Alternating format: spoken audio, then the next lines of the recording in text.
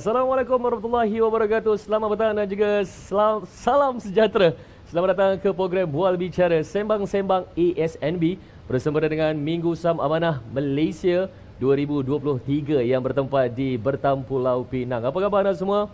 Anda semua sudah ke belum ke MSAM? Kalau belum, boleh datang ke sini sebab acara ini akan tamat sehingga 8 Oktober 2023. Macam-macam ilmu, pelaburan, perancangan kewangan, pelaburan yang sah, pelaburan tidak sah juga ditekankan di sini dan juga cara-cara nak mengelak skema kami akan kongsikan dengan anda. Make sure anda boleh datang ke sini. Apa pun kita ucapkan terima kasih kepada anda semua yang sedang menyaksikan kami melalui Facebook dan juga YouTube Minggu Saham Digital dari Setia Fontaines Bertam Pulau Pinang yang bermula pada 30 bulan semalam dan sampai 8 Oktober. Nama saya Radin. Hari ini saya akan bersama dengan dua finalis, dua panel yang akan berkongsikan sedikit ilmu. Saya rasa dia orang ni antara, nak katakan sedikit ilmu dia orang banyak sebenarnya. Ilmu saya sikit mengenai kewangan.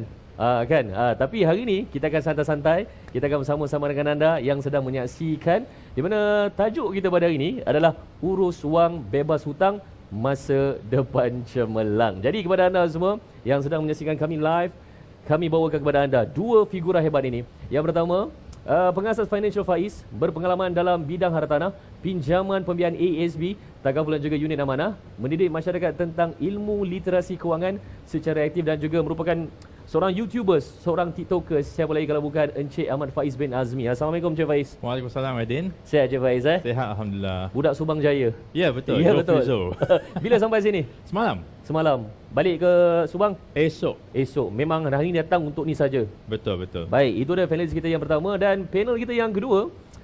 Kita bawakan kepada anda seorang pengasas dan juga pengurus AJAR dan juga merupakan ikon belia influencer 2022, educational content creator dengan 320,000 dekat Facebook followers dia, 400 lebih ribu subscribers dekat YouTube. Ini dia Encik Muhammad Haziq bin Abdul Rahim. Assalamualaikum Encik Haziq. Waalaikumsalam. Sihat Alhamdulillah. Baik. Boleh. Terima kasih kerana anda bersudi meluangkan masa pada petang ini. Dan cerita pasal petang ini adalah kita nak bagikan ilmu, kita nak bagikan pendedahan dan juga kita nak, mungkin kadang-kadang mungkin ada yang tahu, mungkin ada yang belajar di sekolah ataupun di universiti sebenarnya, cuma mungkin mereka tidak cakna dengan apa yang mereka faham mengenai kewangan ataupun pelaburan ataupun simpanan. Jadi petang ini kita bawakan kepada anda, ini saya nak bacakan sedikit statistik di mana laporan survei kajian literasi kewangan oleh Ringgit Plus tahun 2022 yang menunjukkan 70% rakyat Malaysia menyimpan kurang daripada 500 sebulan.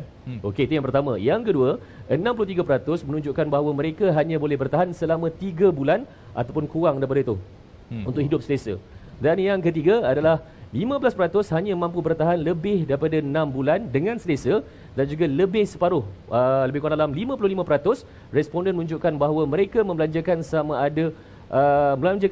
atau lebih daripada pendapatan setiap tahun. Jadi untuk Cik Faiz ni lah, mungkin Cik Faiz boleh kongsi dengan kami.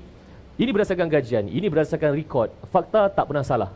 Okey, memberikan gambaran sebenar terhadap tahap literasi kewangan ataupun cakna mengenai ilmu kewangan oleh rakyat Malaysia ni macam mana sebenarnya? Kalau kita tengok terima kasih Encik Adin. Kalau kita tengok soalan-soalan yang ada dikemukakan di channel-channel saya, dia baguslah, dia tanya.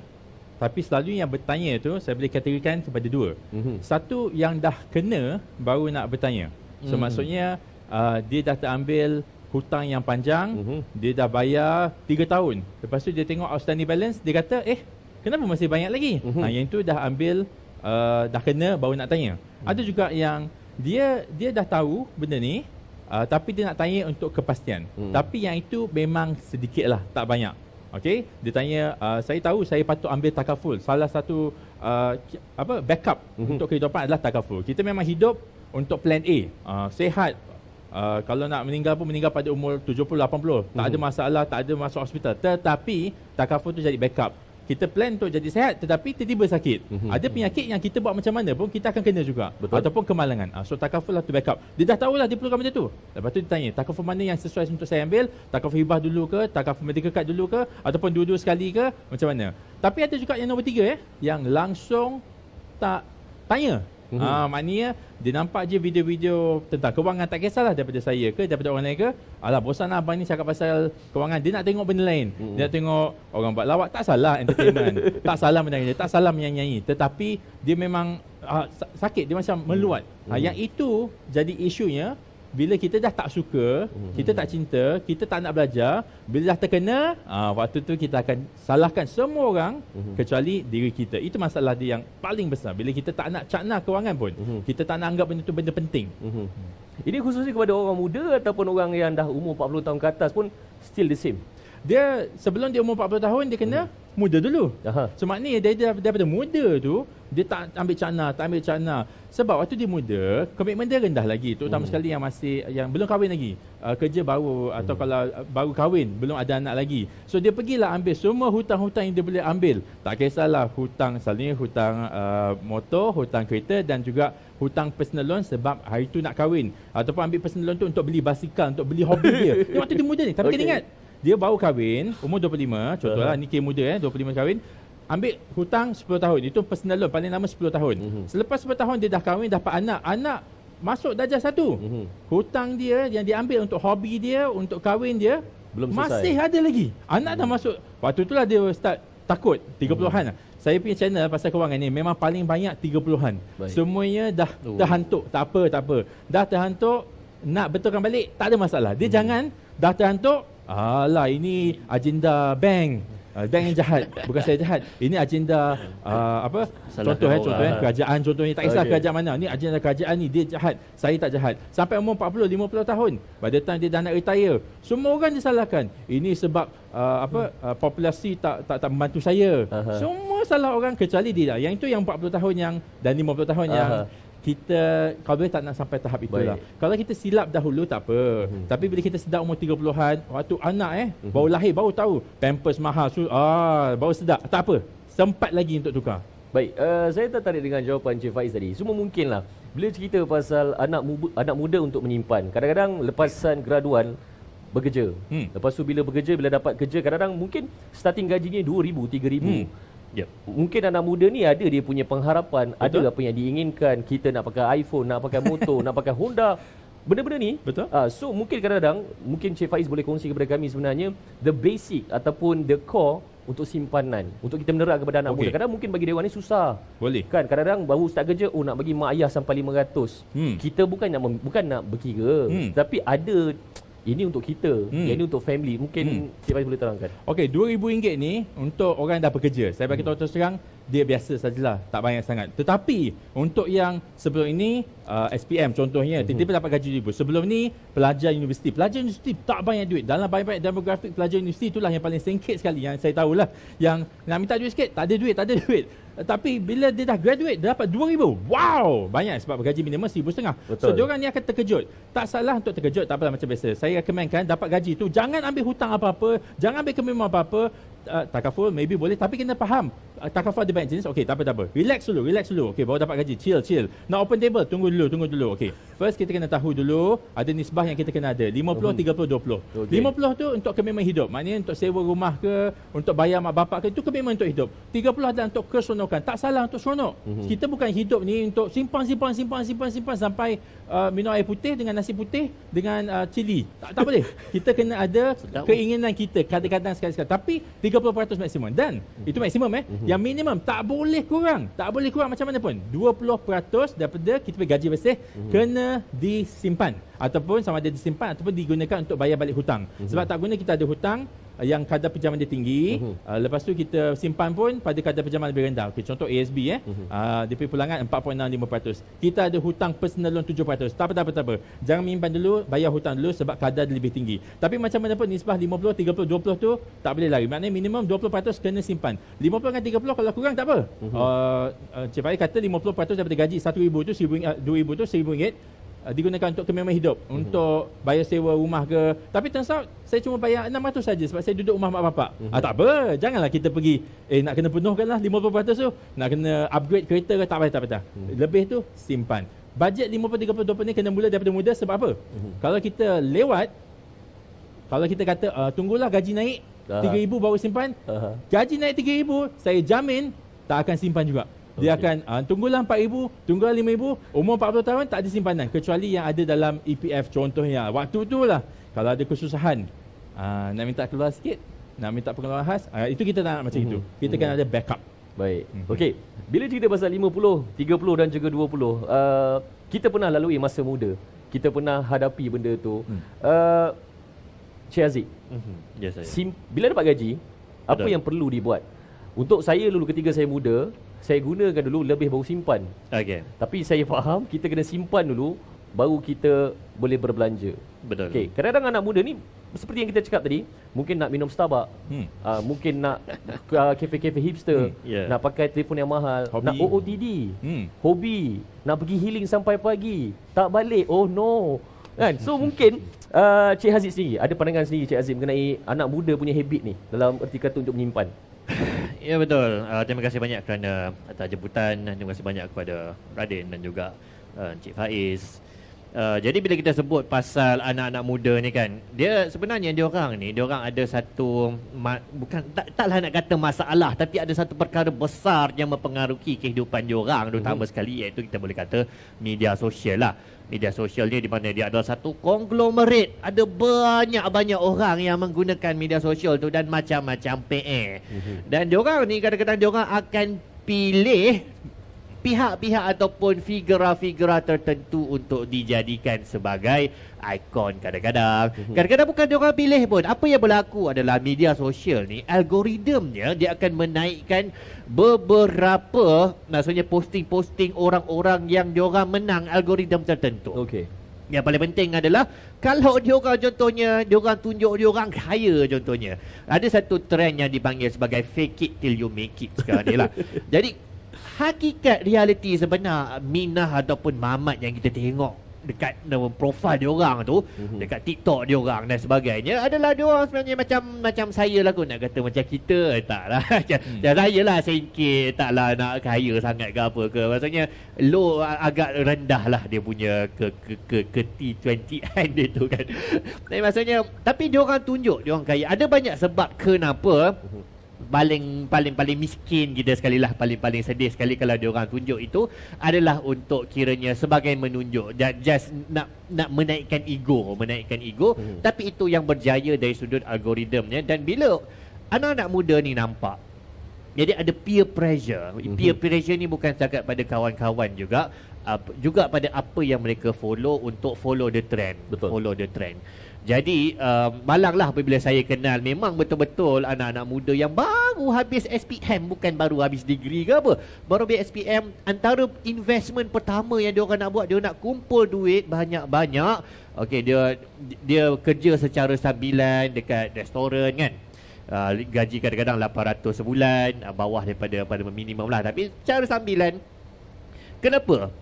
Impian dia orang adalah nak kumpul duit, nak beli phone yang mahal, tak tahulah boleh sebut jenama ke tak kat sini kan. Tapi nak beli phone yang harga 5-6 ribu. Memang itu dia orang punya impian. Itu ambition untuk simpanan mereka. Lalu tanya kenapa? Okey, bila kita membeli sesuatu, biasanya kita nak dapatkan the maximum value ataupun dia menjadi aset lah. Dia menjadi aset yang boleh mendatangkan keuntungan tambahan bagi kita, betul. Contoh kalau kita beli rumah ke apa ke, harga dia akan meningkat. Ataupun kita aset yang paling berharga sekali adalah ilmu lah kan. Jadi maksudnya kita invest ilmu tersebut, harganya akan makin lama makin naik. Bila you beli contohnya phone harga 5-6 ribu, yang gunanya untuk apa? Untuk selfie lawa. Kot. Tak tahu. Saya tak guna phone tu. Saya tak tahu kenapa orang nak beli. Apa yang best sangat, kenapa harga dia 2-3 kali ganda phone-phone lain kat market. Dan dia tidak mendatangkan apa lain lah kalau memang you macam you rakam untuk jadi influencer dan you dapat duit ke apa. Maksudnya ada income yang you boleh gunakan aset tersebut untuk generate income, mungkin dia justify. Tapi satu perkara yang mungkin anak-anak muda kita kurang bertanya adalah kenapa sebenarnya aku nak invest duit yang aku simpan banyak-banyak ni untuk beli benda ni yang dah lah mahal. Adakah dia ada return of investment yang bagus? Adakah dia boleh mendatangkan value kepada kita semula. Dan itu mungkin kita nampak agak sangat-sangat kurang lah dalam kalangan orang muda. Sebab dia orang muda, dia orang baru lepas sekolah, rasa macam bebas, rasa macam baru ada duit sendiri, tak payah minta kat mak ayah kan. Dan macam, oh aku boleh belanja duit sendiri. So dia orang belanjalah duit sendiri suka hati. Okey, baik. Bila cerita pasal return on investment ataupun ROI, saya rasa anak-anak muda pastinya dia tidak akan mengambil benda itu sebagai priority. Kadang-kadang apa yang seronoknya bila kita beli phone yang mahal, letak kat jeans tu kena tunjuk, baju kena selak sikit. Kalau lepak dengan kawan-kawan, handbag letak atas meja. Flexing. Ini antara konsep-konsep ataupun because of the social media tu. Okey, tapi apa yang kita tak nampak sebenarnya bila anak muda lepasan SPM sambung belajar di peringkat universiti.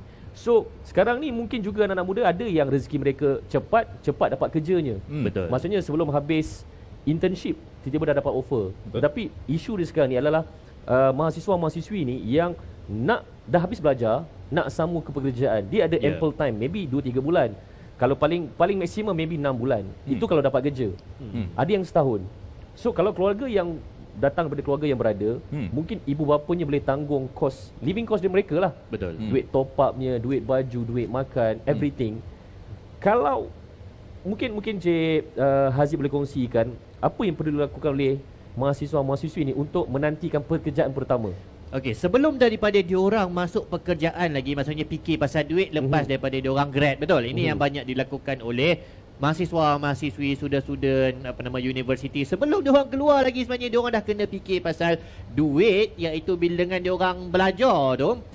Bila diorang belajar, diorang ambil loan, ada yang kadang-kadang ambil beasiswa, betul. Dan biasanya ataupun kita boleh kata standard adalah diorang boleh mengurangkan jumlah bayaran hutang pelajaran itu adalah dengan diorang dapatkan bernama good result. Betul. First class kadang-kadang tak perlu bayar. Tapi second class apa ataupun bawah sikit daripada first class tu kadang you kena bayar 5%, 10%. Dan Malang bila kiranya mahasiswa tak realize benda ni. Boleh kadang-kadang kalau kita belajar, saya adalah student luar negara. Bila kita belajar kat luar negara ni, kerajaan belanja ataupun kadang-kadang kita dapat loan beasiswa sampai harga RM1 juta. RM1 juta untuk hantar budak belajar dekat luar negara. Kalau you belajar kat Ireland, ambil medik, so RM1 juta lebih. Maksudnya perbelanjaan yang dibelanjakan ke atas seorang student. Kalau diorang tak habis belajar, apa yang jadi? You kena bayar full. Dan malang lah bila waktu kita orang belajar kat luar negara tu, ada satu rumah nama dia Markas Dota tau. Rumah ni macam dia ajaib. So maksudnya orang yang memang minat Dota, dia orang kumpul, okey kita sewa satu rumah sama-sama. Okey, so 4-5 orang ni dia akan pukul 3 pagi main Dota kan. So kelas pukul 9 pagi. So boleh fikirkanlah apa yang berlaku kat kelas tersebut kan. Memang tak pergilah. Dan dia punya passing rate dia adalah 20%. So 3 orang daripada 5 orang tu, Allahu Akbar, kena balik dan dia orang kena bayar full. Allahu Akbar. Maksudnya hutang macam tu je. Dan dah lah tak habis belajar, tak meningkatkan dia orang punya diri. Jadi bagi mahasiswa-mahasiswi, sebenarnya anda dah boleh selesaikan banyak masalah hutang anda kalau anda buat apa yang anda patut buat. Anda belajar dan anda dapatkan good result. Selepas daripada itu adalah yang paling utama lah. Dan selepas itu dah pasti anda kena fikir pasal pekerjaan apa yang anda nak dapatkan, betul. Okey, pekerjaan anda sebenarnya boleh anda boleh ada banyak cara lah untuk anda pilih pekerjaan apa yang anda nak ambil. Antara cara pertama adalah you buat market study. Maksudnya anda tengok aku tak tahu aku nak kerja apa, tapi aku nak gaji besar.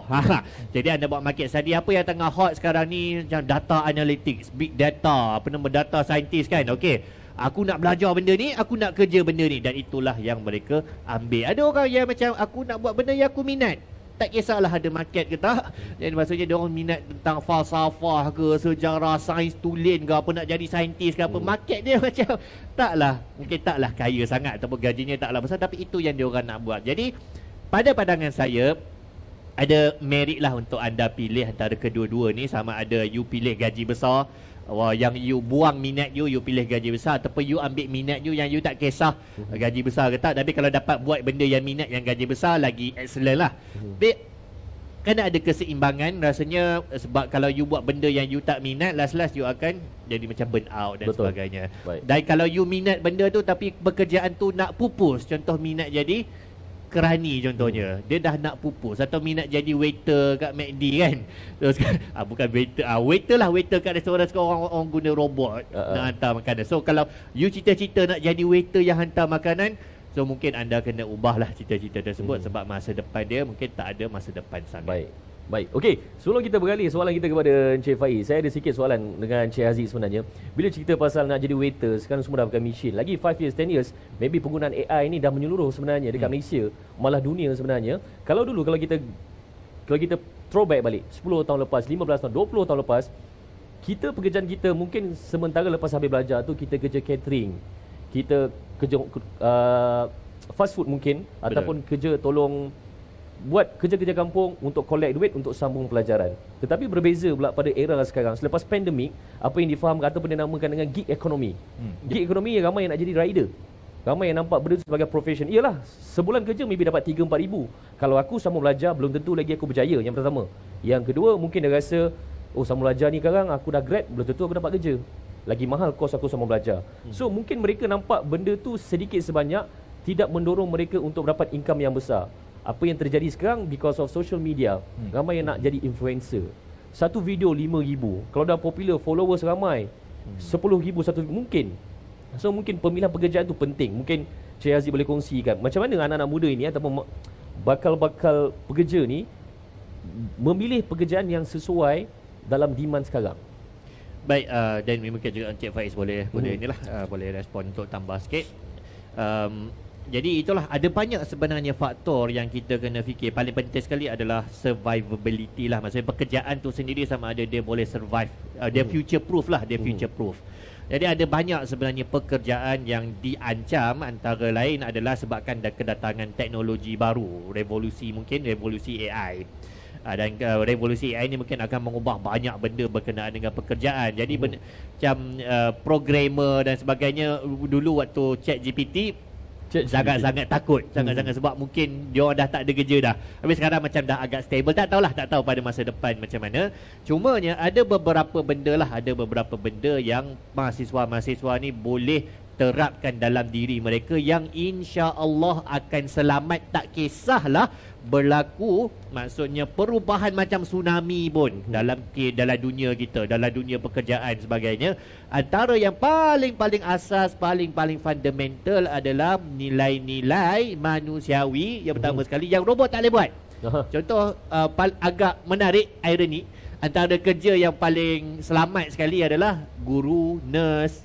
Paling selamat daripada diganti oleh robot. Kecuali lah orang nak robot macam Doraemon ke apa ke, tolong cuntik you punya tangan ke apa kan. Jadi insya-Allah selamat guru dengan nurse, maksudnya kerja-kerja manusiawi.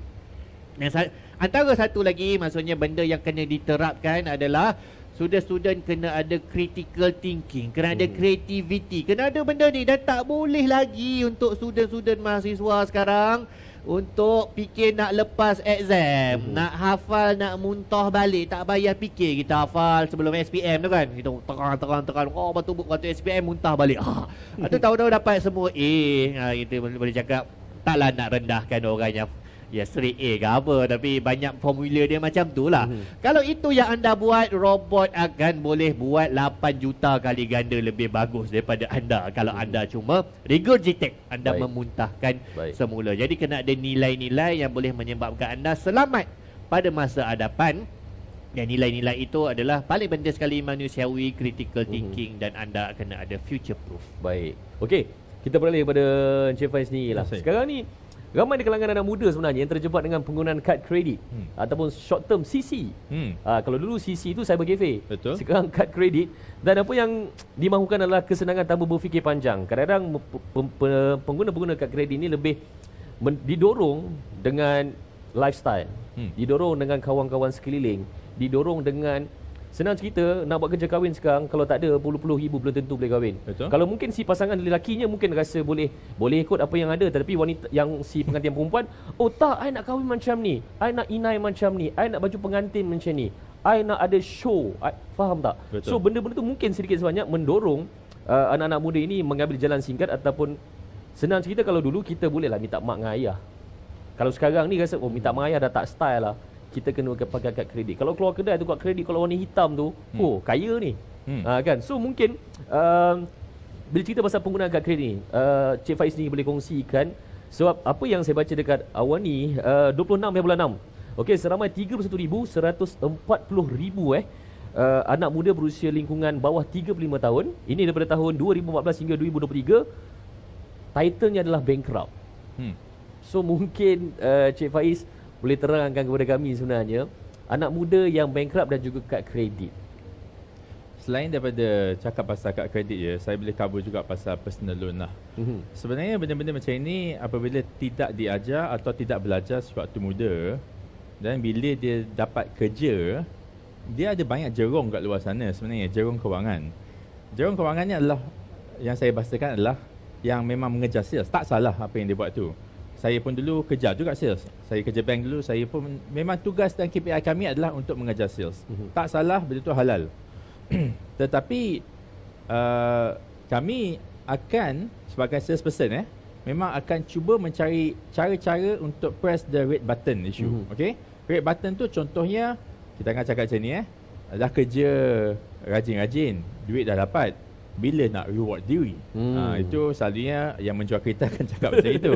Tapi sama jugalah, kereta pun ada hire purchase punya pinjaman. Hire purchase pun adalah antara salah satu punca banyak orang bankrupt di Malaysia. Hire purchase, personal loan dan juga kad kredit. Okey, tiga-tiga ni. Ini adalah benda-benda yang senang bermain di dalam hati orang-orang muda. Jadi kalau kita nak elakkan benda ni daripada berlaku, kita kena ada ilmu. Tapi ilmu ni perlu dikejar. Ilmu ni tak boleh kita tunggu orang datang bagi tahu. Sebab bila orang tu datang bagi tahu kita, dia sebenarnya ada niat dia sendiri. Okey, contohlah orang yang kata nak bagi kita kad kredit. Penjual kad kredit, again tak salah. Tapi dia bagi tahu, dia bukan bagi tahu cara nak pakai. Dia bagi tahu pakai kad kredit ni boleh dapat points sini, boleh dapat cashback rebate sini. Bila register boleh dapat hadiah. Tak salah dan kita pun ambil benda tu. Tapi macam mana nak pakai tu tak ada siapa ajam. So bila kita pakai kad kredit ni kita ada satu benda ni yang kita tak akan rasa sakit. Maknanya kalau kita nak beli handphone harga RM8,000, cuba bawa RM8,000 cash, RM50 sekeping tebal. Kita nak bagi pekedai tu RM8,000 tu, takut tak nak keluar lah, tak nak bawa lah. Tapi bila pakai kad kredit, lain jalan cerita dia. Swipe je lah, swipe, berdoa lah berdoa, dia akan keluar perkataan approve. InsyaAllah akan approve lah kalau kita punya limit tu ada. Okay, approve, lega kita sign. Sakit tu tak ada. So kita ambil lah handphone tu, bawa, enjoy. Tapi bila sakit tu datang bila datang statement. Bila datang statement, ini satu lagi, ramai tak tahu macam mana nak baca statement. Statement tu dia bukannya berniat nak tipu. Kadang-kadang ada orang confuse between statement balance dengan outstanding balance. Ni adalah benda basic ni. Benda basic dalam segi perakaunan. Tapi ramai yang akan kata, saya tak belajar pun benda ni. Tahu tak apa. Bila tak belajar tapi nak pakai, jadi macam ini. So kadang-kadang dia ada tengok, minimum balance. Minimum balance ada 5% daripada statement balance. 8,000 darat 5%, RM400. Dia bayar RM400. Lepas tu bulan depan, baki tu 7,600 akan dibawa ke bulan hadapan, termasuk sekali dengan dia punya profit. Ataupun bahasa kasar dia bunga atau interest.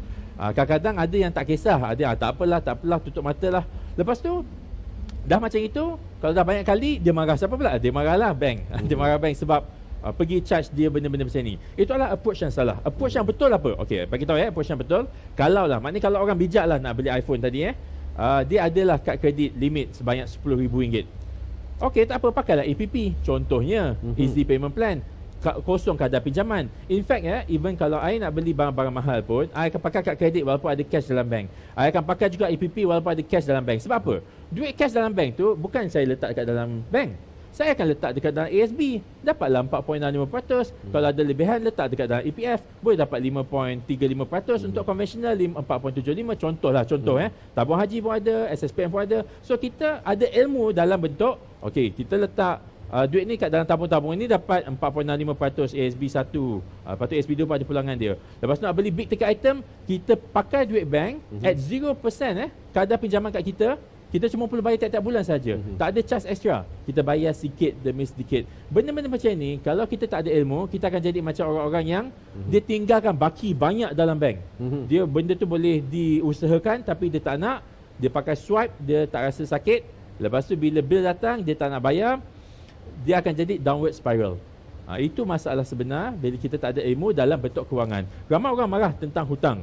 Dia kata hutang ni jahat. Okey, dia selalu cakap macam tu. Hutang, disettlekan hutang dia kata jangan berhutang untuk beli motor. Betul juga. Dia kata jangan berhutang untuk beli kereta. Saya dah fikir macam mana nak beli kereta tu bukan murah. Kita cakap pasal kereta yang selamat dia. Contohnya RM60,000, kereta Myvi contohnya. Selamat untuk satu family.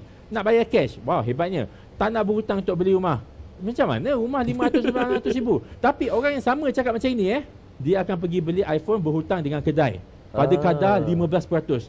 Sebab apa? Kedai-kedai tu selalunya dia tak akan cerita pun kadar pinjaman 15% tu. So dia ada disconnect between apa yang dia kata dia patut buat, tapi apa yang dia buat tu salah. Apa cara nak elakkan benda ni adalah mencari ilmu, kejar ilmu. Orang tak akan bagi ilmu ni secara percuma pun. Betul. Okey, Cik Faiz, bila cerita pasal hutang, ketika ini tahun 2023.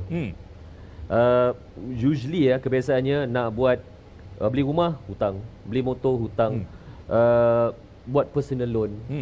Mampu ataupun tidak sebenarnya seseorang individu itu bebas dari hutang? Memang mampu, ikut pilihan kita. Okey, saya bagi contoh Ada orang kat luar sana dia bahasakan diri dia sebagai investor. Investor, property investor. Property investor tak akan beli satu rumah. Dia akan beli 3-4 rumah starting, 10 rumah. Maybe dia beli satu, lepas tu beli satu lagi.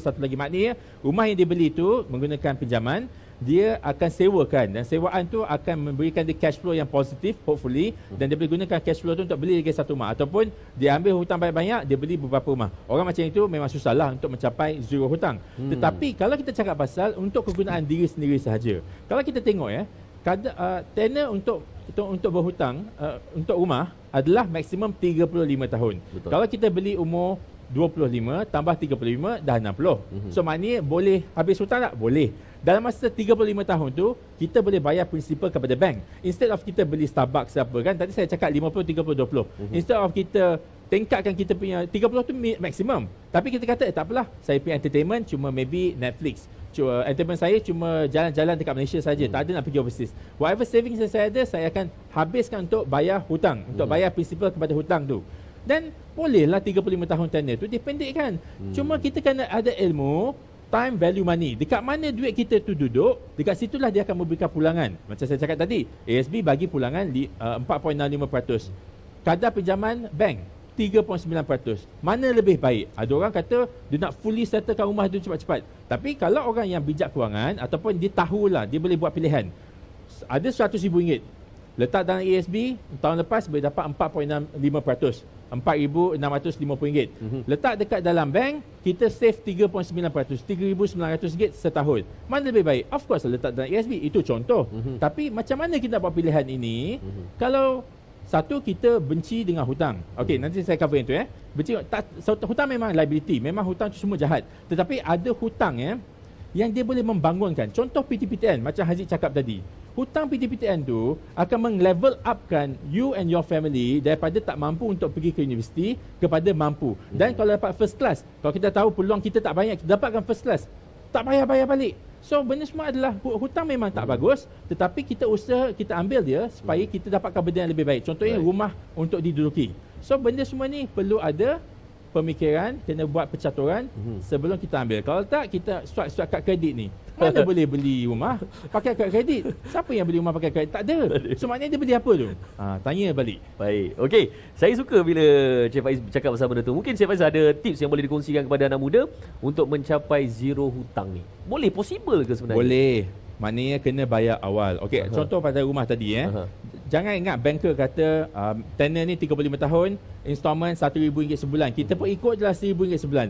Contoh yang sama tadi beli rumah pada umur 25 tahun, tambah 35 tahun, umur 60. Kita punya retirement age is 55 untuk kerajaan. Okey, contohlah yang untuk keluarkan duit EPF pun 55. Betul. Tak semestinya kita ikut 60 tahun tu. Kalau kita hebat memang ramai orang kat luar sana dia bayar extra dan dia fully settlekan dia punya rumah pada umur 40 tahun. Baik. Rumah yang dia duduk tu dia chill saja. Untuk kereta pun sama. Tak semestinya kita kena ambil 9 tahun. Kita ambil 9 tahun sebab apa? Sebab kita bulan-bulan rendah. Bulan rendah ataupun kereta tu mahal sangat. Kita boleh bawa kereta 60,000, kita nak sangat. Kita layak dapatkan pinjaman untuk 9 tahun dan 120,000. Contohnya kereta 120,000 lah. Tapi sebenarnya yang kita mampu sebenarnya hanyalah kereta 60,000. Kita mampu dari segi boleh tak settlekan hutang ni secepat mungkin dalam masa 5 tahun. Baik. Kalau kita boleh buat pilihan yang bijak lah dari segi ini, memang kita boleh pendekkan kita punya hutang untuk jadi bebas hutang. Memang tak ada masalah sebenarnya. Baik, terima kasih Cik Faiz. Okey, Cik Aziz. Perkara pertama yang bermain di minda generasi muda hari ni, bila dapat kerja je, bila dah ada income sendiri, dah ada duit sendiri dalam poket, kadang dia tengok bank, oi, 2,000, 3,000, clean. Maksudnya dah tolak lah apa semua ni kan. Terlintas mereka, tak tahu anak muda lelaki lah, kereta. Ini antara satu benda yang mungkin tak tahu sama ada kehendak ataupun keperluan, ataupun kadang-kadang mungkin keperluan tu betul, kita perlukan kereta, kita perlukan kenderaan, tetapi ia juga disokong dengan hasutan kawan. Takkan pakai kereta ni, kereta up sikit, bayar bulan-bulan je kot. Okey, itu antara benda paling basic yang saya rasa. Okey, mula je kerja, terjebak dengan hutang pinjaman kereta, punca bankrupt pada tahun 2019 hingga 2023, sebanyak 11% adalah disebabkan hire purchase. Betul. Okey. So mungkin Cik Faiz boleh terangkan kepada kami sebenarnya apa nasihat yang boleh diberikan kepada anak muda agar tidak terjebak dalam hutang ataupun kita nak buat komitmen based on kita punya kemampuan. Mungkin Cik Aziz boleh terangkan. Okey, jadi kereta ni dia adalah antara godaan syaitan yang terbesar lah untuk terutama sekali ialah apa nama anak-anak lelaki yang baru lepas habis belajar dan sebagainya lah, baru dapat kerja. Jadi ada banyak kereta dalam market ni dengan ranging harga yang berbeza-beza. Jadi apa yang sepatutnya saya sarankan untuk kalian buat adalah untuk buat cost analysis lah. Maksudnya untuk anda analyse sebenarnya dengan anda pilih satu kereta ini berapa banyak maksudnya ROI ataupun return yang anda boleh dapat sebenarnya daripada kereta tersebut. Sebab kereta ni sebenarnya kan kita anggap kereta ni adalah kita nampak harga dia kan. Kita ini sebiji ni je lah yang kita nak kena settlekan. Paling-paling pun adalah bayar petrol. Sebenarnya tak langsung sebenarnya. Dengan kereta ni ada kita maintenance, kita kena jaga dia. Bila berlaku kemalangan, insurans, road tax dan sebagainya, ada banyak hidden cost yang kita kadang-kadang bila tengok kereta kita tak terfikir. Dan dia ada maksudnya sinking lah, maksudnya dia tempat yang ditenggelamkan duit adalah bila mana kita beli kereta yang cantik kan, kereta yang kita buka-buka apa pintu pagi-pagi nampak macam Allah Akbar, cantik. Dia punya curve ni. So apa yang kita akan buat adalah kita akan keluarkan lagi banyak expenses untuk bagi dia lagi cantik. Dia akan jadi macam tu. Kita datang nafsu-nafsu kan. So lelaki faham lah nafsu ni macam mana. So kita nak jadikan dia lebih cantik. Jadi akan ada kos-kos lain yang akan datang ditambah di atas pembelian tersebut. Okey. Jadi itu yang kita kena faham berkenaan dengan kereta. Jadi sebenarnya kereta yang saya beli awal-awal waktu lepas grad adalah Azia manual yang harga paling murah dalam market tu lah, harga 22,000. Lepas 5 tahun bila jual balik, teka dapat jual berapa? Harga saya 22,000, dapat jual 14,000. So macam, oi, agak bagus. After 5 years. Guna 5 tahun. Macam, oi, dia punya apa nama depreciation dia sangat rendah lah, kita boleh katakan. Bagus. Sebenarnya, tapi ialah dia manual, dan kita fikirlah, saya fikir tak akan nak tukar kereta ni. Kereta manual Azia ni sebab dia comel. Rasa dia macam kereta kan, kita tekan minyak dia gerak kan. Sampailah kena bawa pergi jauh, sampailah kena bawa daripada Selangor pergi Johor, ada tok pergi Ganu lah. Lepas tu saya bawa kereta Azia tersebut manual. Jadi dia ada kita ingat bahawa dia semata-mata keselesaan, tapi keselesaan tu sebenarnya ada utility juga, ada kegunaan juga. Tu bila saya bawa tu kereta manual kat 300 km kena berhenti 3 kali, badan belakang sakit, kena hentak kena cari kerusi mana-mana, hentak pinggang belakang sebab sakit. Saya fikir tak boleh. Maksudnya kena let go lah. Jadi maksudnya keselesaan auto dan sebagainya, kalau boleh anda memang bawa manual lah. Tapi kadang-kadang masalah dari sudut penat ataupun orang yang tak reti-reti bawa manual sebagainya, ada anda kena invest lebih untuk anda rasa selesa tapi dia ada nilai utility. Kalau macam tu tak, saya kira tak apa sangat, tak apa, maksudnya dia ada nilai utility lah. Kita boleh kata kereta ni pun asset kalau kita bawa pergi kerja kan. Kalau kita bawa kereta tu kita letak dalam bengkel tengok untuk kecantikan semata-mata, jadi itu mungkin lebih kepada liability lah kot. Liability maksudnya dia tak mendatangkan apa-apa sangat apa nama dia punya profit dia ataupun kebaikan dia. Jadi untuk beli kereta ni kalau boleh sebelum anda beli tu anda consult dululah dengan orang-orang yang lebih tahu, dengan orang-orang yang lebih boleh manage anda punya hutang selepas anda beli kereta. Okey. Baik, terima kasih kepada Encik Haziq dan juga terima kasih kepada anda semua yang sedang menyaksikan kami di live Facebook dan juga YouTube. Saya bersama dengan Encik Faiz dan juga Encik Haziq. Sama-sama itu kami perlukan anda semua untuk bertanyakan apa-apa saja soalan kepada dua figura ini berkaitan dengan financial. Okey, sementara saya menantikan soalan-soalan anda ni, mungkin nak mencelah sedikit dekat Encik Faiz. Dapat gaji, apa kita tahu? Kereta, rumah, komitmen settle. Ini belum cerita pasal investment, belum cerita pasal medical card, hibah, takaful. So sebenarnya mungkin dari segi basic lah untuk anak muda ni, apa yang perlu dilakukan, apa yang perlu diutamakan bila bercakap pasal investment. Okey, sebelum kita masuk ke investment yang sebelum investment, sebab kalau kita nak buat investment terus memang bahaya. So mana dapat gaji kena sediakan ni memang tak boleh, tak adalah sekurang-kurangnya 6 bulan emergency funds. Sebab apa?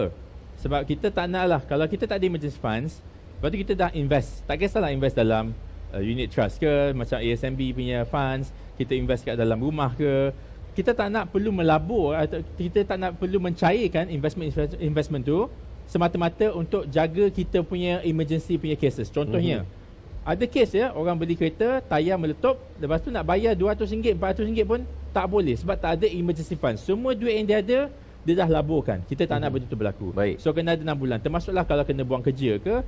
Kalau kita tengok COVID dalam COVID tu ramai orang affected. Ada orang tak affected langsung. Macam kalau kita bekerja di sektor perkhidmatan awam, tak ada masalah. Tapi kalau sektor swasta, 6 bulan tak ada kerja, 12 bulan tak ada kerja, dekat situlah emergency funds kena ada. Second, kena ada takaful. Takaful ni adalah takaful nyawa supaya kalau anything happens to us, kita punya plan B itulah takaful. Lah ada dua-dua ni, barulah kita start melabur. Dan melabur ni pun kena ada ilmu.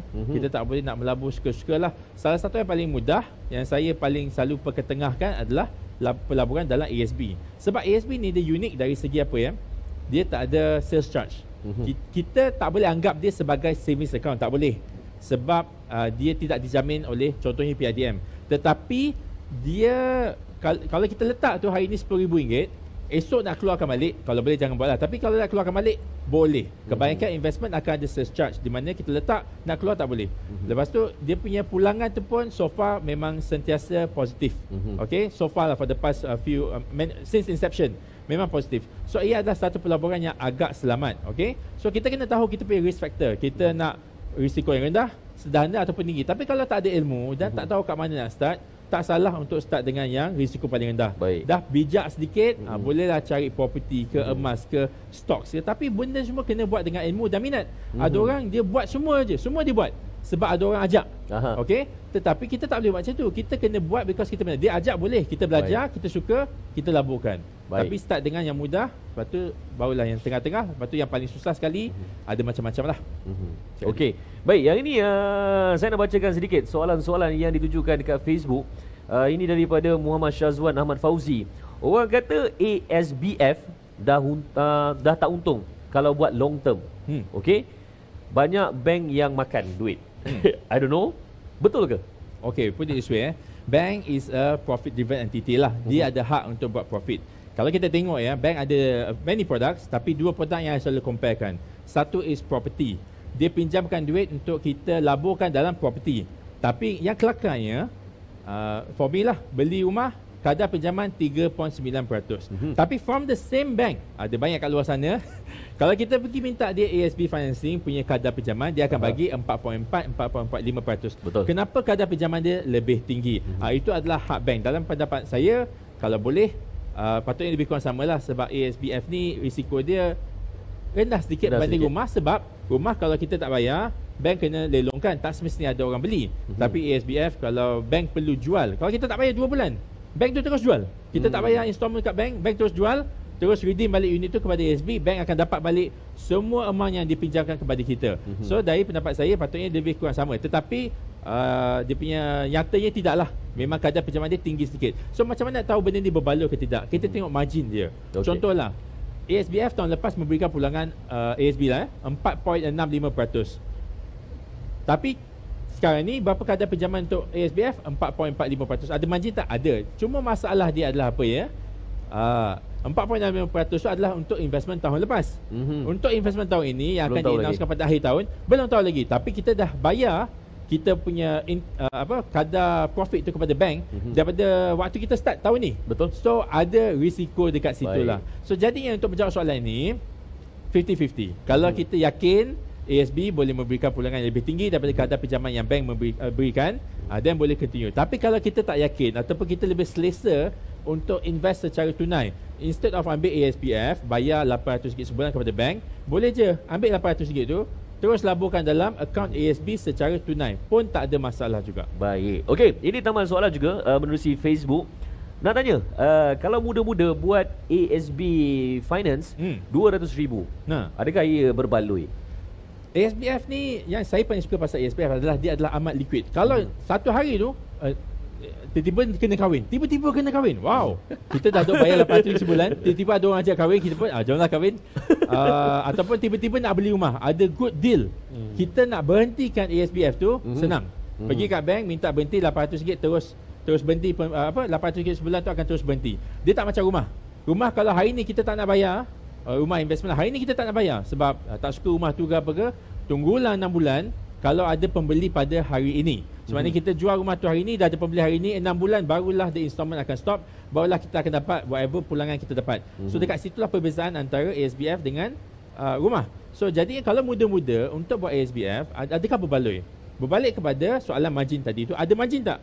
Kalaulah kita dapat pinjaman ASBF 4%, dan kita tahulah ASB tahun lepas 4.65, tahun ni maybe tak lari lah, maybe tak nak sebut lah, maybe 5 ke, maybe 4.6 ke, tapi maknanya margin dia tinggi, dan berbaloi. Tapi kalau margin dia sama ataupun negative return, ada orang dia ambil pinjaman yang kadar pinjaman dia adalah lebih tinggi daripada kadar pulangan ASB.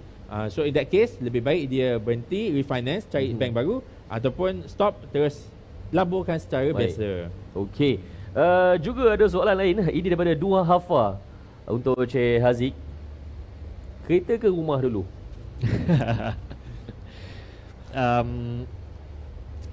Ini sebenarnya soalan yang lebih sual lah untuk Cik Faiz. Tapi secara peribadi dia bergantung kepada macam saya cakap tadi itulah, utility cost. Utility lah, maksudnya keperluan secara utility dia. Jadi kalau memang diperlukan untuk kerja, jadi dia jadi keperluan. Maksudnya untuk kerja tu, kadang-kadang tempat tu memang tak ada bas, you duduk dekat pedalaman dan sebagainya, ataupun you memang tak boleh langsung jumpa dengan orang, naik dekat public transport ke apa ke, you introvert tegar yang tak boleh bekerja dengan baik ke apa ke, dan you perlukan maksudnya sebuah kenderaan, maka bagi saya dia jadi satu aset dia jadi satu keperluan lah. Dia menjadi agak keperluan. Maksudnya untuk you dapatkan gaji, untuk you dapatkan income yang lebih, you perlukan kenderaan. Jadi bagi saya itu adalah keperluan jugalah daripada, dan bagi you pada waktu ketika itu you tak perlukan sangat, maksudnya sebuah aset rumah you tak perlukan sangat. Jadi dia bergantung kepada orang lah. Tapi kalau you boleh maksudnya save, contohnya you boleh naik public transport contoh dia, ataupun you boleh buat carpooling, sesuatu tradisi, suatu amalan yang nampaknya kurang diamalkan oleh rakyat Malaysia. Jadi kita nampak dekat jalan raya tu penuh dengan kereta. Kebanyakan yang bawa kereta tu adalah seorang pemandu untuk satu kereta. Jadi dia menyebabkan sangat-sangat tak efisien, dia jadi traffic jam dan sebagainya. Jadi kalau kita boleh collab dengan member-member dan sebagainya untuk kapul. Tapi collab dengan member kapul ni janganlah pergi exploit dia kan. Maksudnya semua naik tak payah bayar petrol, tak payah bayar totong tak ada bayar apa, datang naik macam alang-alang kau nak pergi, kenapa tak bawa aku sekali kan. Macam tu pula dah. Maksudnya kalau boleh tong-tong lah orang panggil kan tu. Kalau boleh tong-tong maka dia tak menjadi satu keperluan yang mendesak lah, keperluan yang mendesak, dan mungkin dia boleh invest di tempat lain yang boleh mendatangkan, yang boleh aset yang boleh bertambah nilai dia semakin lama. Sebab kereta, sekali lagi, kereta, kenderaan disebabkan mereka adalah benda mechanical yang makin lama makin ada wear and tear, maka dia punya nilai dia akan makin susut dari tahun ke tahun. So it's not really a good investment lah. Okey, maknanya saya tambah sikit boleh? Boleh, itulah. Ini based on jawapan Cik Haziq. Kalau saya nak tambah sikit berdasarkan jawapan yang tadi, kalau mungkin itu situasinya berdasarkan kedudukan semasa dia. Tapi kalau seorang pekerja ni dia dah stabil, tetapi daripada rumah dia, duduk rumah mak ayah, rumah dia nak ke tempat kerja easy access, tak perlu memikirkan, tapi nak juga ada komitmen ni. Baru style, aku dah kerja 3-4 tahun, takkan tak ada komitmen langsung. So Encik Faiz, kereta ke rumah dulu? Okey, nak sambung apa yang Cik Aziz cakap tadi tentang yang baru start kerja. Anak-anak muda ni dia sering ditekan-tekan untuk beli rumah. Tapi yang menekan ni adalah orang lama. Orang umur 50-60-an. Bukan nak berkata dia salah, tetapi situasi dah berubah sekarang ini. Orang pindah-pindah kerja all the time. Kerja pertama yang kita dapat tu almost dijamin tak akan jadi kerja kita dalam masa 5 tahun lagi. Maknanya anak-anak muda kerja pertama, okey, dia first job ni. Lepas 3 tahun pergi tempat lain sebab dapat offer lebih lain. Anak-anak muda zaman sekarang ni lebih berani untuk pindah-pindah kerja berbanding dengan zaman dahulu. Jadinya kalau anak muda ni beli rumah untuk duduk sendiri, sebab selalu kita dengar orang kata, buat apa bayar sewa, rugi kayakan landlord. Baik kita beli rumah. Masalahnya kalau kita dapat kerja pertama kita di Shah Alam, okey, itulah level kita, level fresh grad, kita punya pointer maybe tak tinggi sangat, tapi kita kerja rajin. Bila dapat kerja kita rajin pula. Ada orang macam itu, tengah belajar tak rajin, tapi bila kerja rajin. So kerja pertama tu dia outgrow dia kerja sampai dia boleh dapat offer di KL, company multinational, tapi dah beli rumah dekat Shah Alam. By the time dia beli rumah kat Shah Alam tu, rumah under construction. Sebab itu sajalah dia mampu. Contohnya ditekan-tekan suruh beli rumah. By the time rumah tu siap, dia pun nak pindah kerja ke Shah Alam, ke KL. Tapi masalahnya dia bukannya investor. Dia adalah seorang pekerja yang baru umur 26 tahun, tengah nak fokus on his career. Dia tak patutnya berulang-alik Shah Alam ke KL, Shah Alam ke KL, nanti penat, terpaksa beli kereta pula. Ataupun kalau hujan beli kereta, ataupun naik motor pun bahaya juga dari segi safety. So then dia dah jadi tak efisien dari segi itu. Dia beli rumah tu nak disewakan. Kita bukannya investor, tiba-tiba tengah meeting ada orang call pasal pipe bocor, kita nak kena berulang-alik pula nak jaga. Ada orang tak bayar sewa, kita kena call. Kita pening, kita nak fokus on career ni. Terpaksa fokus on the property yang disuruh-suruh orang beli. So dari segi itu, kalau muda-muda nak beli rumah boleh, tapi sebagai investment. Maknanya kita cari tempat yang memang bagus untuk disewakan ataupun bagus, harga dia akan naik, capital appreciation. Go ahead beli. Maknanya dah masa 10 tahun, 20 tahun kita sewakan je, tak payah nak jual. Tak kisah kita pindah kerja mana ke, rumah tu tetap bagus dan boleh disewakan. Okey tu okey, tak apa. Tapi kalau kita beli untuk duduk semata-mata, bahaya dari segi kita tak secure lagi. Tapi berbalik kepada soalan nombor 2 tadi, kita dah stable. Kerja dah stable. Tanya isteri. Sebab kita kena buat keputusan ni bukan seorang. Sebenarnya tak payah tanya pun, dia yang akan minta. Saya nak duduk kat sini. Okey. Sebab selalunya saya nampak dalam kalau suami isteri bekerja, si suami sanggup sacrifice dan duduk dekat dengan tempat yang isteri pilih. Kadang-kadang isteri suka taman tu, kadang-kadang isteri suka duduk dengan rumah mak dia. Tak ada masalah. Kita travel. Tapi takkanlah susahlah nak pilih dua-dua sekali. Seorang duduk dekat Shah Alam, mak bapak kat Shah Alam, seorang dekat Kajang. Duduk tengah-tengah tak jadi juga. Tak boleh nak hantar anak, contohnya lah. Then better pilih salah satu, seorang lagi pergi drive. Tapi dah stable, dah tahu. Maknanya dia dah tahu okey, saya dah nak bertapak sini. Saya dah umur 30 tahun. Kalau nak pindah-pindah kerja pun memang nak pindah-pindah kat sini saja. Tak ada nak ke hulu ke hilir. Career dah stable. Contoh ada orang dia graduate engineer. Dia kerja engineer, tapi after 5 years dia berhenti, dia buat benda lain. Tapi kalau kita dah stabil, kita dah tahu memang kita akan jadi engineer, kita dah tahu inilah lubuk pekerjaannya, dan tak ada masalah untuk buat keputusan tersebut. Tapi jangan buat terburu-buru, terpaksa. Sebab orang kening-kening, Along dah beli rumah, ibu kamu dah beli rumah, bila kamu nak beli rumah? Life kita, life kita berlainan dengan orang lain. Maybe dia dah Contoh maybe dia doktor, macam mana pun dia belajar medicine, dia bonded dengan kerajaan, dia kena juga buat benda tu. Kita dapat free scholarship contohnya, boleh buat apa-apa. Okey, mungkin ni soalan terakhir daripada Facebook sebenarnya, daripada Muhammad Afiza. Boleh tak beli rumah dengan interest rendah dan invest cashback rumah itu ke tempat yang lain dan dapat pulangan lebih tinggi daripada interest rumah? Kadar pinjaman rumah memang antara yang paling rendah untuk orang biasa di Malaysia ni. Maknanya dalam mortgage, hire purchase untuk kereta, personal loan, ASB loan, rumah lah yang paling rendah. So kadang-kadang ada developer yang dia memberikan cashback. Maknanya harga rumah tu RM500,000 tapi harga sebenar RM400,000. Kita buat pinjaman 90% on the RM500,000, which is RM450,000 lah. So bayar RM400,000 kepada developer, RM50,000 tu adalah cashback kepada kita. Ada orang akan buat dua cara. Dia akan kata saya tak nak cashback, tolong buat pinjaman RM400,000 saja. Ada orang dia ambil RM50,000 tu, dia pergi laburkan. Kalau dia laburkan pada kadar yang lebih daripada kadar pinjaman rumah. Contoh kadar pinjaman rumah sekarang untuk for me is 3.9%. Ada orang dapat 4%, ada orang dapat 41%. Dia laburkan dalam yang paling mudah lah kawan kita pada hari ini adalah ASB. Sebab apa kadar pinjaman rumah lebih rendah daripada kadar pinjaman ASBF. So daripada dia pergi ambil ASBF contohnya, dia ambil RM50,000 ni letak dalam ASB, dia pinjam pada kadar 3.9%, tapi dia dapat laburkan pada kadar 4.65% contohnya untuk tahun lepas. Tu okey. Masalahnya duit ni kalau buat ASBF RM200,000 contohnya, kita tak boleh pegang pun RM200,000 tu, tak boleh keluar. Nak keluar tak boleh, block. Itu adalah pinjaman. Kita boleh pegang yang dividen yang dapat sahaja tiap-tiap tahun. Betul. Tapi kalau RM50,000 ni tak ada. Maybe tahun pertama, tahun kedua kita pergi laburkan, tahun ketiga kita pergi beli kereta cash. Itu jadi isu dia. Dia jadi temptation. Tetapi kalau kita boleh jaga kita punya niat dan kita berjaga kita punya PL dalam segi kewangan, tak ada masalah. Itu antara yang paling bagus. Lagi satu contoh adalah orang yang pergi buat refinancing. Baik. Lepas tu dia dapat duit tu, dia pergi laburkan. Pun konsep yang sama. Okey. Baik, Cik Aziz, short, sharp and sweet. Nasihat kepada anak-anak muda ini mengenai kewangan, simpanan, pelaburan mungkin.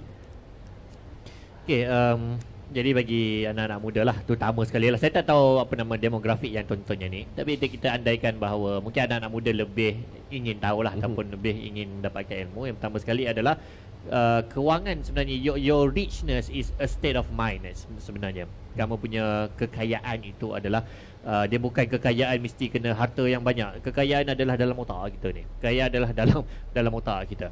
Jadi kalau kita boleh jaga kita punya, maksudnya nafsu kita boleh rasa cukup. So rasa bukan qanaah, tak ingat apa dia punya istilah dia, tapi kita rasa cukup. Dan kita paling penting sekali adalah kita kena aware bahawa kita kena meninggalkan dunia ini sebenarnya dengan mesti kena ada impian-impian. Antara impian yang mungkin paling besar sekali adalah untuk tidak meninggalkan hutang contohnya. Sebab itu antara benda yang diperangi oleh Nabi lah. Maksudnya bila berhutang ni, Nabi tak nak solat orang yang berhutang. Dan maksudnya teruskan untuk menimba ilmu. Maksudnya tengoklah konten-konten daripada korang, duk tengok konten nari-nari ke apa, tengok konten-konten yang bermanfaat. Contohnya macam yang dibuat oleh Financial Faiz. Kita promokan dia kan. Baik. Okey, Encik Faiz sedikit sebelum kita selesai. Kalau kita nak elakkan kena tipu, kita kena lebih bijak daripada orang yang nak menipu tu. Contohnya kalau kita nak pergi beli iPhone nak beli, tak kisah iPhone ke any phone kita pergi ke kedai. Kita tanya dia satu soalan. Dia jawab, tapi dia jawab dengan cara yang salah. Dia tipulah contohnya. Kita tahu benda tu, kita boleh kata you menipu, saya tak nak beli daripada you. Tapi the only way you boleh tahu dia menipu adalah dengan ada ilmu. Konsep ni sama dengan semua benda dalam kehidupan kita lah, termasuklah dalam kewangan. Tapi kewangan itulah yang paling penting. Sebab daripada kita lahir sampailah kita meninggal, bukan nak kata duit tu paling penting, tetapi duit tu ada, diperlukan. Contohnya nak lahir di hospital kena pakai duit, nak beli pampers, nak beli makanan budak-budak kena pakai duit, nak pergi sekolah kena pakai duit, nak masuk universiti kena pakai duit. Baru kita cakap pasal PTPTN dan juga scholarship. Duit semua tu. Baik. Nak kerja berduit, nak besarkan anak duit, nak meninggal pun duit juga. Ada dia punya cost dia. Betul. So jadi kita kena respect the fact that duit tu ada dan kita perlu belajar tentang dia, bukan sebab kita nak, bahasa kasarnya, bukan nak menyembah dia. Orang yang sembah duit ni, dia sanggup mencuri, buat benda berdosa yang salah untuk dapat duit. Kita tidak. Kita cuma tahu, kita mengaku, okey, semua ni perlu dipelajari, kita kena tahu dan kita ambil tahu, dan bila kita perlukan ilmu tu, kita gunakan dia. Baik. Wow. Bila saya duduk sini, lebih kurang dalam sejam ni, saya rasa macam banyak input yang sebenarnya saya dapat. Kadang kita rasa kita tahu, tapi sebenarnya sikit yang saya tahu. Tapi terima kasih saya ucapkan kepada Encik Aziz dan juga Encik Faiz. Saya nak double confirm dengan production sebenarnya ni. Kita ada pop quiz ke? Yes, kita ada pop quiz. Ini dia. Kepada anda semua yang sedang menyaksikan kami live di YouTube dan juga di Facebook, kita akan teruskan dengan sesi pop quiz di mana kita uji kefahaman anda tentang topik yang kita bincangkan sebentar tadi, di mana 5 orang penonton yang menjawab dengan tepat dan juga pantas akan memenangi e-voucher Touch 'n Go bernilai RM50 seorang. Sebelum tu saya akan bacakan dia punya terma dan juga syarat dia. Oh, dia macam kat radio pula kan. Okey. Sesiapa saja nak join, anda kena perlu imbas QR code yang terpapar di skrin anda sekarang, ataupun anda klik saja link tersebut yang disediakan di ruangan chat. Anda kena scan terlebih dahulu dan akan ada 3 soalan di sana. Tapi sebelum tu isikan maklumat anda dengan tepat dan juga borang tersebut perlulah dihantar sebelum program ini berakhir. Kita dah ujung-ujung dah sebenarnya ni kan. Sekiranya anda sudah pun bersedia, kita mulakan dengan soalan yang pertama. Alright. Okey, di mana soalan ada di skrin anda sebenarnya. Kalau anda boleh saksikan, ada 3 soalan. Okey. Anda kena jawab ketiga-tiga soalan. Jawapan betul, 5 individu atau 5 pemenang akan memenangi e-voucher Touch 'n Go bernilai RM50.